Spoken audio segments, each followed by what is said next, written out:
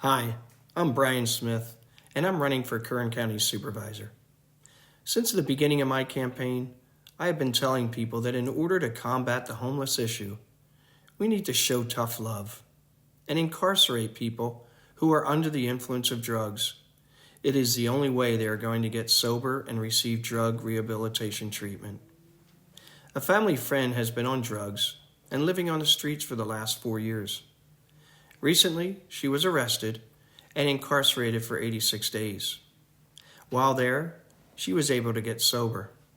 She met with me to describe her addiction, days and nights on the streets, and how she was able to finally get back home with her family.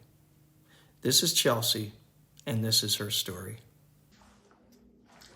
Hi, I'm Brian Smith, and I'm here with Chelsea. And Chelsea has been on the streets for about 4 years.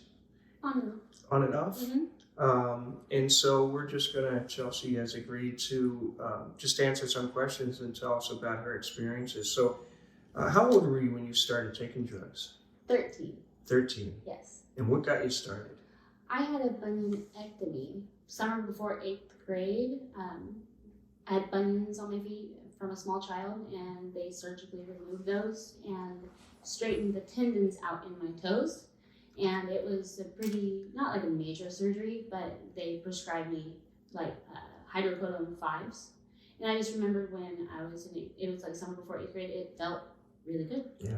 I liked the way it made me feel. Didn't know why, but all I knew is that I was sad when I no longer got them.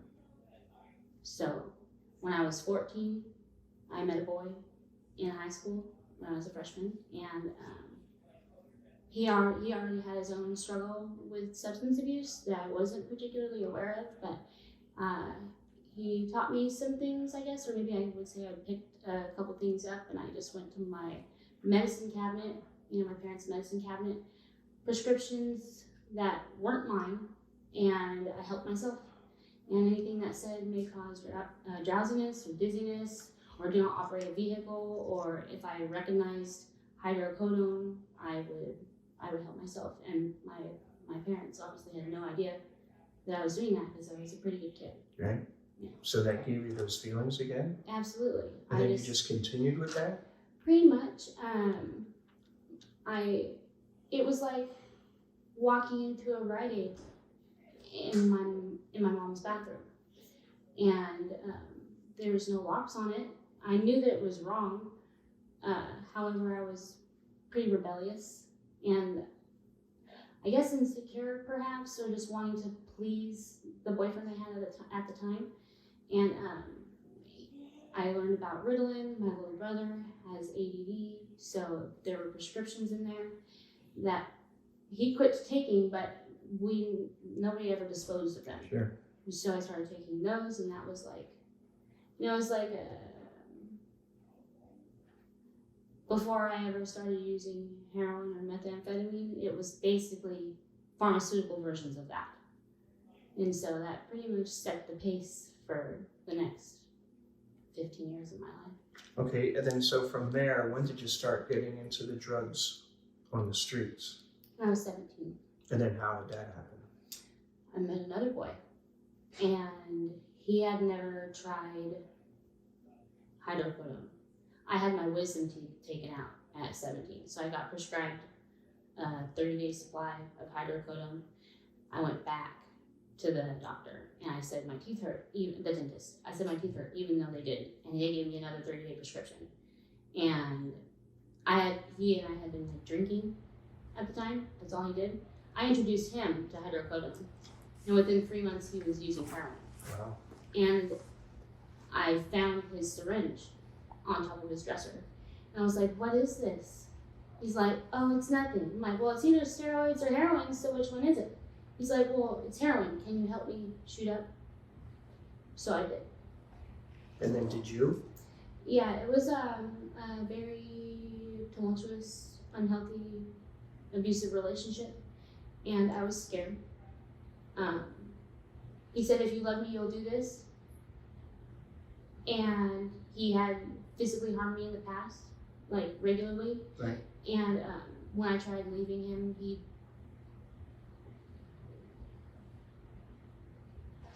put like, I don't know if I'm supposed to say it, but basically I thought I was gonna be able to leave the house without dying. So I just like begged for my life and he let me go.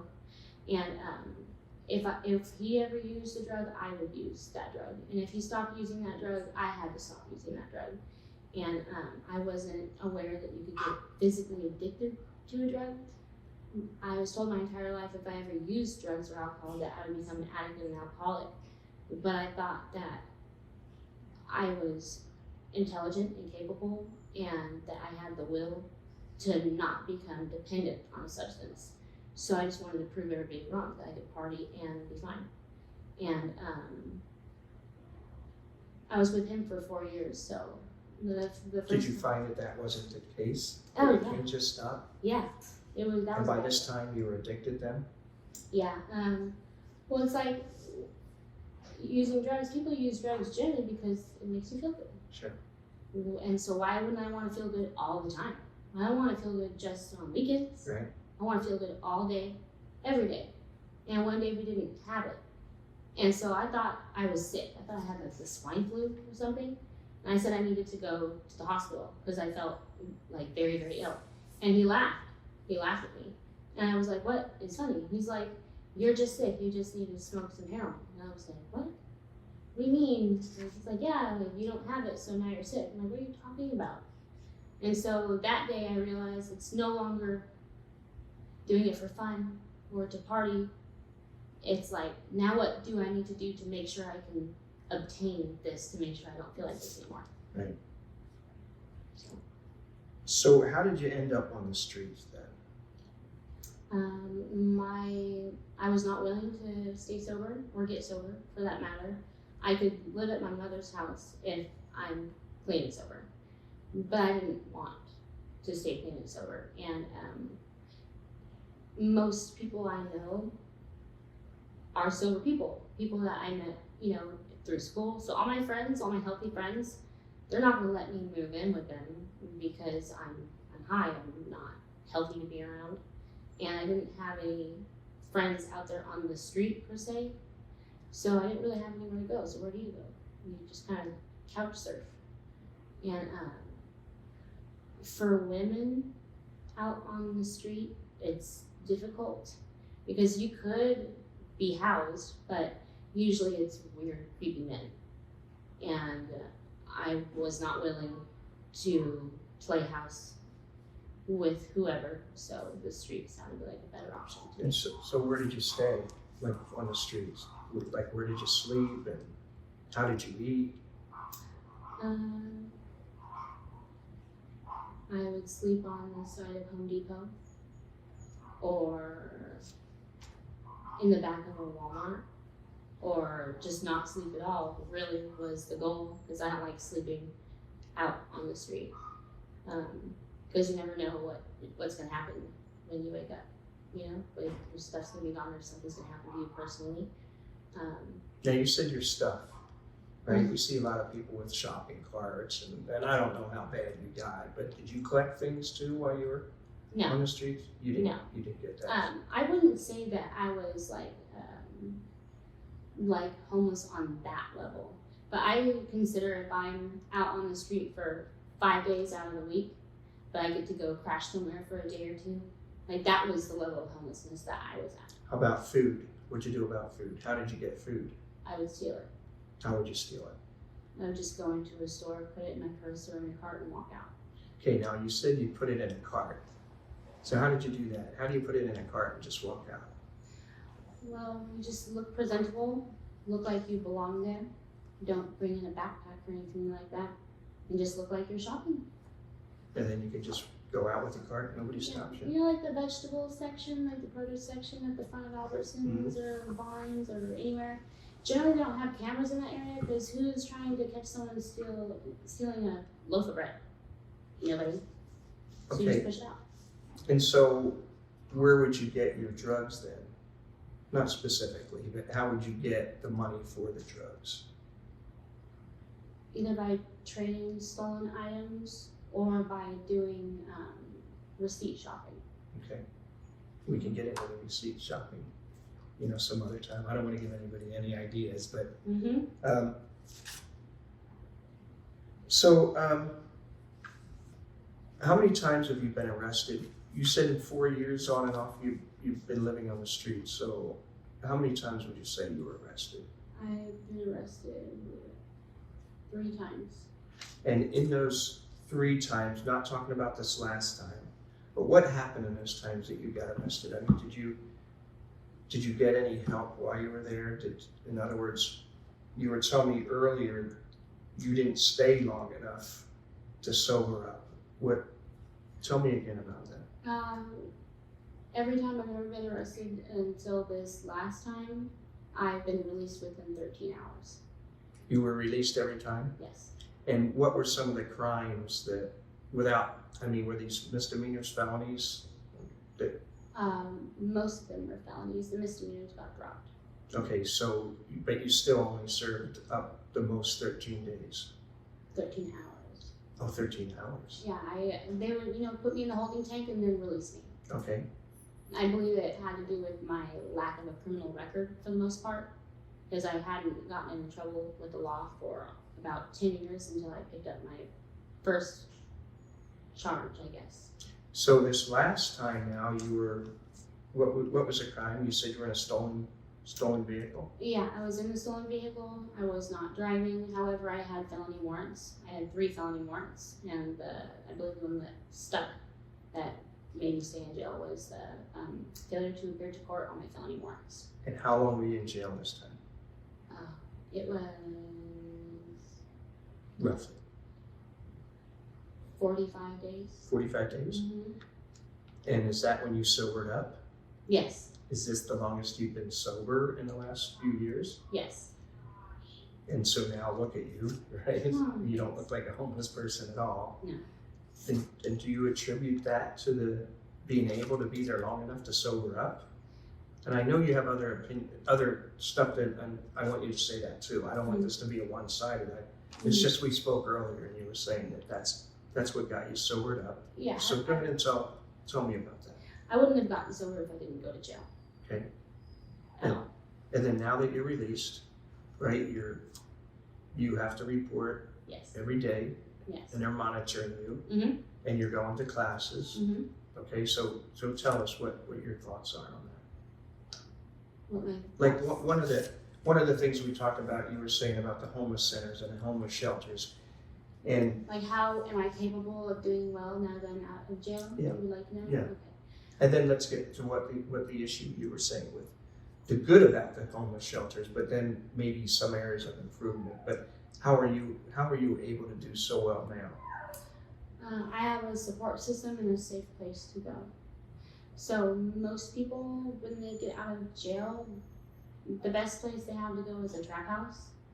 Maybe they don't even have a trap house, they have to go on the street. Or maybe they do have a family's house, but the family's riddled with addiction and alcoholism. How are you supposed to keep yourself accountable when you have that in your face all of the time? So I'm lucky. I have a wonderful family. Nobody uses or drinks alcohol. It's safe.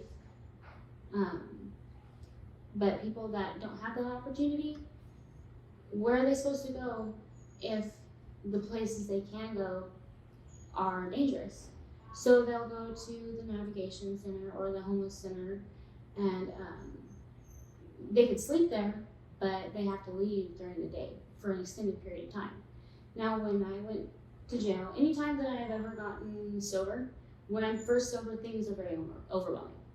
So the littlest tasks seem like mountains instead of molehills to me. And they're like, okay, you need to go get a job, because the whole point of letting you live there is so that you can go get your own place one day. And so, I'm sorry. Can we pause this? Well, you can just keep going. Okay. So the whole point is to have to go get a job, but how are you supposed to get there? I know that people say you can go to DHS and go get a bus pass or get assistance, but at the homeless center, you're not supposed to be using but they don't make sure that you're not. Right. So honestly, I think that you should have like a minimum for at least the first 2 weeks that you're out, a safe place to go to lay your head, that you don't have to go anywhere. You just need to be comfortable. You need to have food, pillow, running water, electricity, and just like get your bearings. And you're saying some of the shelters you can't stay during the day, you can only stay at night? Right. You think it would be helpful if they could stay during the day at least? Yeah, for a period of time. Just I'm a not saying period of time. indefinitely because people need to move on, get a life, get a job. But for someone that's never been sober, don't know what to do, like even in the slightest, just a safe place to go. That's I'm not saying give people free housing. Sure. Yep. But just a little bit more structure and a little bit more help. And having a place to go would be a phenomenal idea. And then perhaps after that, help them get into Section 8 housing or whatever. Right. So one of the main things that I've been saying is that we really do want to help people that are, homeless, that are on drugs, and try and help them with that. And a lot of times they're not going to get the help on their own, right? I mean, you're not just going to say, okay, I'm going to go.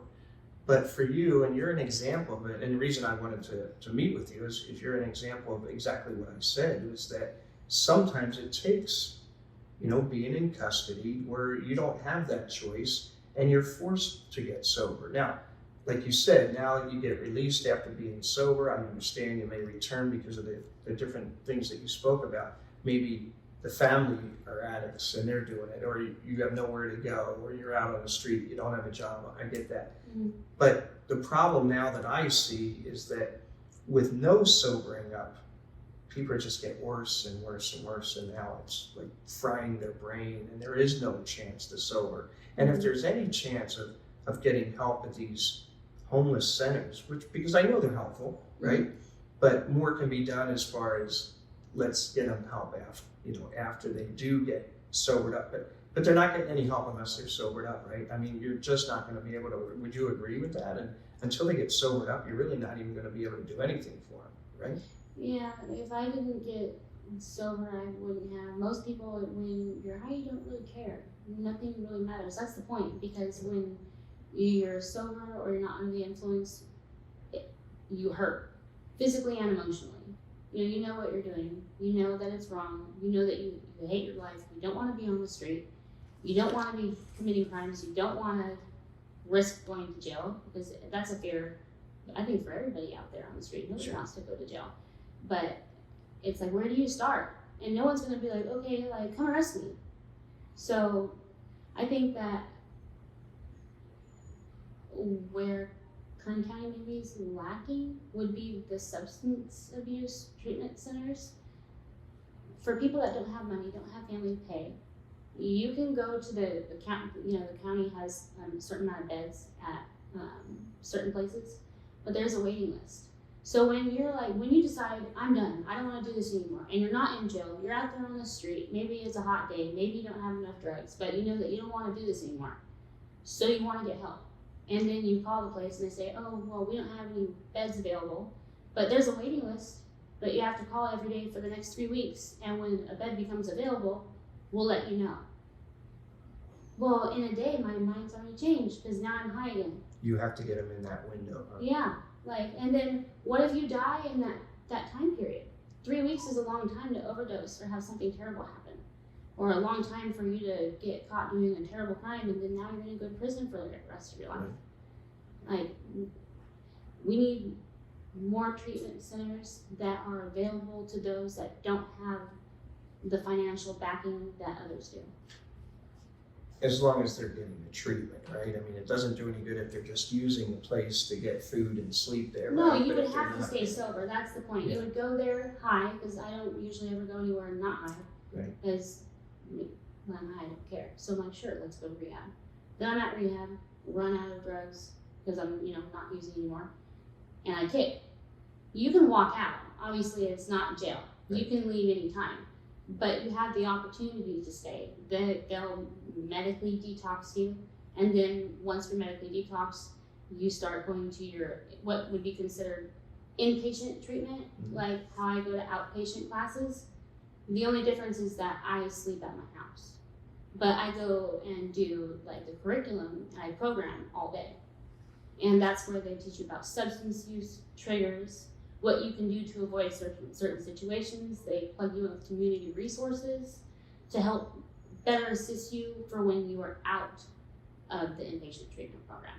Right. Yeah. But basically going back to if you can do you basically have to stay there to get the treatment. Otherwise it's just too easy to fall. Yeah. Just one other question I was going to ask. A lot of times you hear people say, well, they could go home, but they'd rather be on the streets. Have you heard that before? Yes. Now, in your case, you just said, well, that's because I want to do drugs and I know I can't do them at home, so I'm not going home. Is that, are there other reasons why people just decide that they'd rather stay on the streets than go home? Some people, their home life would be considered worse to them than being out on the street. People have a lot of traumatic home lives. Maybe they're not using substances, but there's other unhealthy behaviors going on in the home that maybe they started using substances over in the first place. Okay, so you said that going to jail and being in custody is what really turned you around and got you sober and, you know, made you like you are now. Why did it take that for you to get that way? I mean, we do have the homeless centers, we have these other shelters. Why did it take being in custody to sober you up? Because I literally couldn't leave even if I wanted to. Just to be honest. Right. I've been to treatment centers and left because I just decided I didn't want to do it anymore. They can't, by law, they can't hold me. But the jail, I couldn't leave unless I escaped. I'm not escaping, I didn't want to, and I was so sick. It's like when you get to a certain sickness, like you can't even get up. It didn't matter. And so the jail, I was arrested for just a long enough period of time to where I went through the physical withdrawal, got over that, started feeling better physically, and then I started having a much more mental clarity, and my whole thinking changed. And by the time I got released, it was like I was before I ever started using drugs. And how do you feel now? Phenomenal. Yeah? Yeah. Very good. And now what are you doing to keep going, right? To stay this way? Well, this ankle monitor definitely is a motivator to not go back to jail. Because as much as I'm grateful for going to jail and getting sober, I don't want to go back. It wasn't that great. Yes. But I go to substance abuse outpatient classes 4 days a week, twice a day, for like 1.5 hours each class. And then I have my, I go to AA meetings at nighttime for an hour and a half. I go early, stay late. I just stay busy, you know? Yeah. And I work with a sponsor. I'm working the 12 steps of Alcoholics Anonymous. I work AA, not NA, just because I prefer the program better, but I'm an addict through and through. Sure. But as long as I surround myself with healthy people, not going around the people, places, and things that I did while I was using, as long as I keep doing that, I'll do very well. And how's the family support? Amazing. I couldn't have a better family. Great. I'm very lucky. Chelsea, thank you very much. I really appreciate and the courage and even to do this today. Thank you. God bless. Me too.